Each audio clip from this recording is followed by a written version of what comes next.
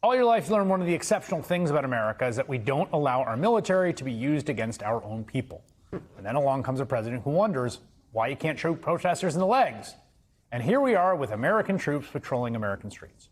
Now, federal courts have largely disagreed with Trump's legal analysis, such as it is, the one that you heard there.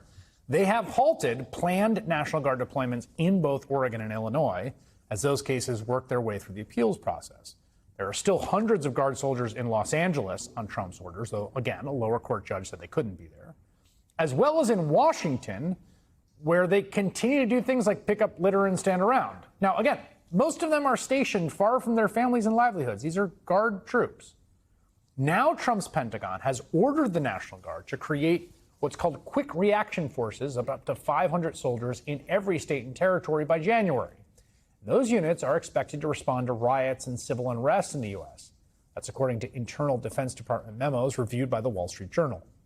As one retired National Guard commander told the Journal, quote, "There is no need for this. No mission requires this. Every American, I don't care what state you're from, should understand this isn't what we signed up for." Vera Bergen-Bruin is a national security reporter for the Wall Street Journal. She's the lead reporter on the team that broke this story. She joins me now. Good to have you here. Thank you. All right, so you got your hands on some documents that describe this direction from the Pentagon. What does the Pentagon want the National Guard to do? So this is after an executive order from President Trump from August. And what it ordered was to create these quick reaction forces in every single state and territory that will just be available to basically respond specifically to civil disturbances, to public order issues, as the president has been warning about, or, he thinks it's a really big problem. And now every state is going to have these. They're going to be actually equipped and ready and trained more intensively in order to respond to civil disturbances and be ready to deploy at a really short notice. So, the Pentagon does a lot of preparatory work on a million different things, right? And the National Guard can be called in to deal with all sorts of civil issues, largely after disaster response. Mm-hmm. How different is this than how they've been employed before, according to the folks you talked to?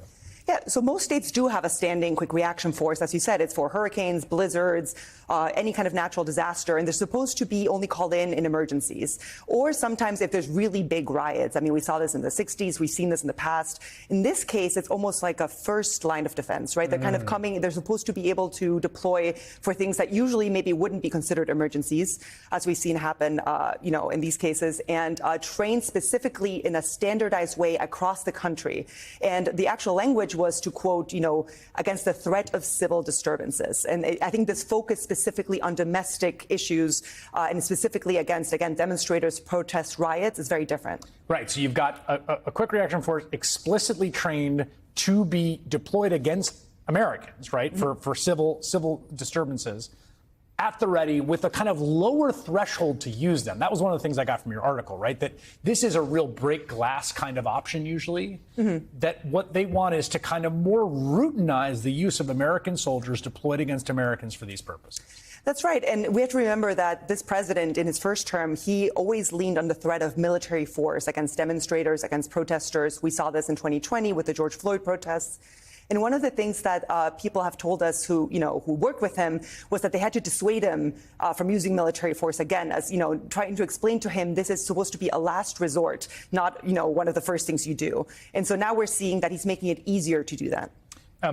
We should note that we have the National Guard deployed, as I said, in Washington, D.C. There's 2,300 National Guard troops that are there. There are troops from Georgia, Alabama, Louisiana, Mississippi, West Virginia, Ohio, and South Carolina, where they have been picking up trash, spreading mulch, other beautification projects around the National Mall, heavily tourist traffic areas of the city. So you've got these guardsmen who are still on deployment away from their family, doing something that looks very far, not just from emergency response or quick reaction force, but just far from anything the Guard is trained to do.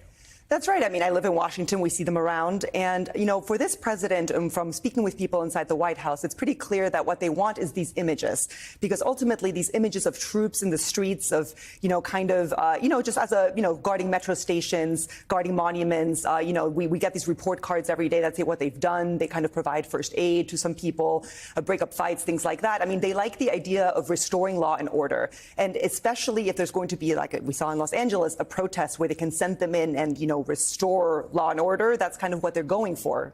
Do we know about the legality here? I mean, this idea, like, we've already seen the Guard, you have a federal district judge in Los Angeles that said you can't do this deployment. And his order has been stayed by the Supreme Court pending arguments.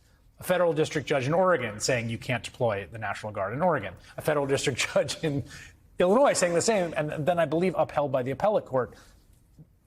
Wouldn't this, I mean, this would be in the same legal terrain, right? Well, yeah, again, states are allowed to have quick reaction forces, and technically, responding to a riot or something is within their general purview. What's different, I think, is that a lot of people say this is really pushing longstanding norms against involving the military anywhere near law enforcement. They're not legally allowed to do law enforcement, but even the idea of troops on U.S. streets desensitizing the public, that's what a lot of critics and former officials say. Just seeing troops in the streets the second that there is a protest is really not usually how things are done in this country.